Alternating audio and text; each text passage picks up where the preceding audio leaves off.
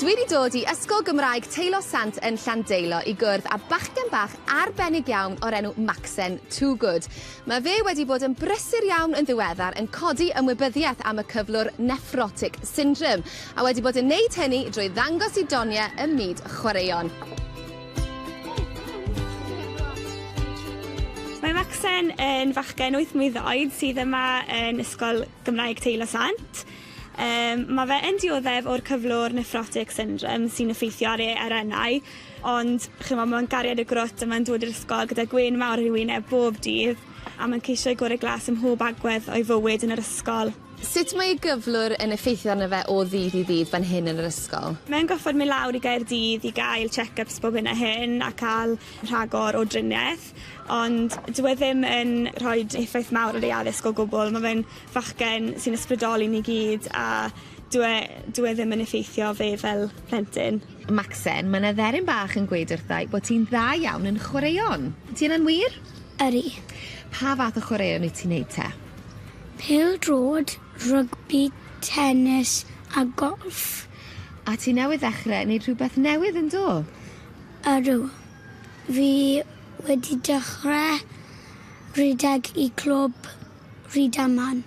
Mae wrth i fod yn gwneud pob math o chwaraeon a mae gyda fe, mae'n ymlygu doniau disglair iawn ym myd chwaraeon.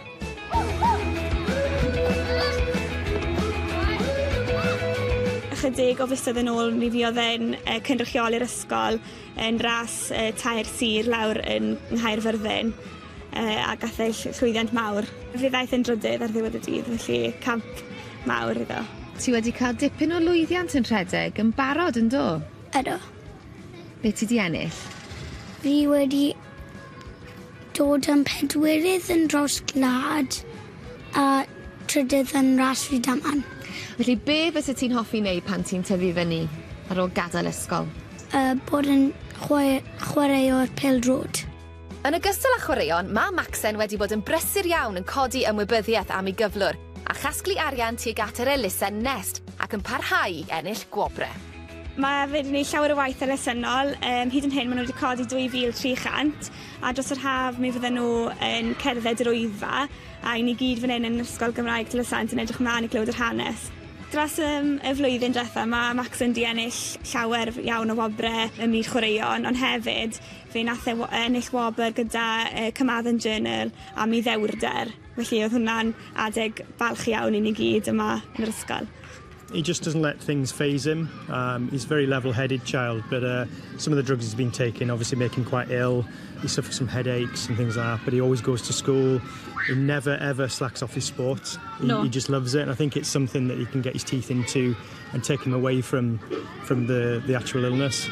I think he's amazing. I think his determination and his attitude towards the illness has been all positive. It's his idea to raise money. So whatever's knocked him down has become a positive. And I think of a child of that age, I think it's inspiring to us, isn't it? It is, yeah. You know, and he inspires us rather than the other way around. I ni gyd fan hyn yn Ysgol Gymraeg Teilo Sant mor browd o Macsen yn beth mae wedi gyflawni hyd yn hyn a dwi'n siŵr eith e ymlaen i gyflawni rhagor yn ystod ei fywyd.